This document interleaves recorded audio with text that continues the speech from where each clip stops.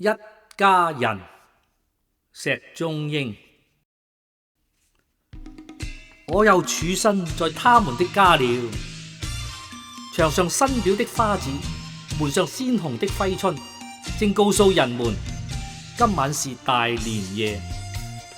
不是他們家中的人，我卻跑到這裏來吃年夜飯，居然沒有一絲的尷尬，沒有一絲的冷漠。這是鬧市中一棟舊樓的天台木屋，昔日的樓梯印下了多少我的足跡。今天我又重臨了，還是那破爛的鐵皮包着木板釘就的屋子，四周通風的灶頭，露天的浴室，一切都是那麼的熟悉。可是我有年多的時間沒有到訪過了。記得初訪這裏的時候，他們幾子弟還待我以對教師的客套，今天卻又是另一種的親切。他們很小的時候，疾病和不合理的醫療制度就奪去了他們母親的生命，他們幾個就胼手胝足地把這個家當起來了。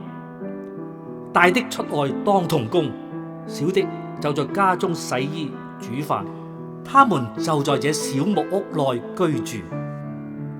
冬天在露天的浴室中忍受過多少扁骨寒風下的淋浴，夏天在風風雨雨中捱過多少個漏雨的無眠之夜。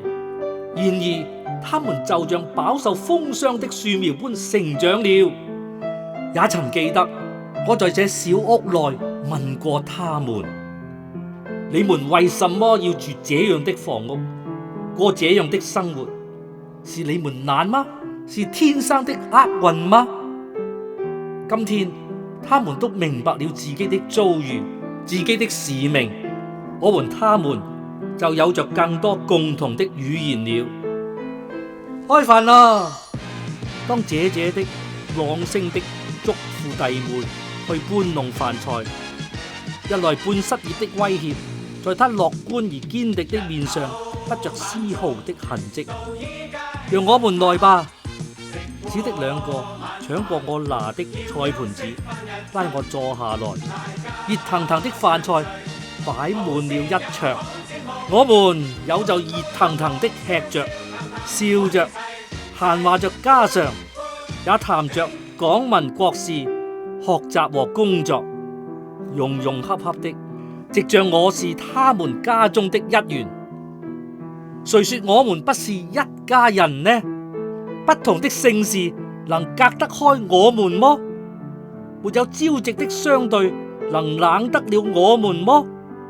那相互的關心、共同的理想和奮鬥，不就比很多一家人還要親？而我的家不正是要建立在他們以及更多他們之中嗎？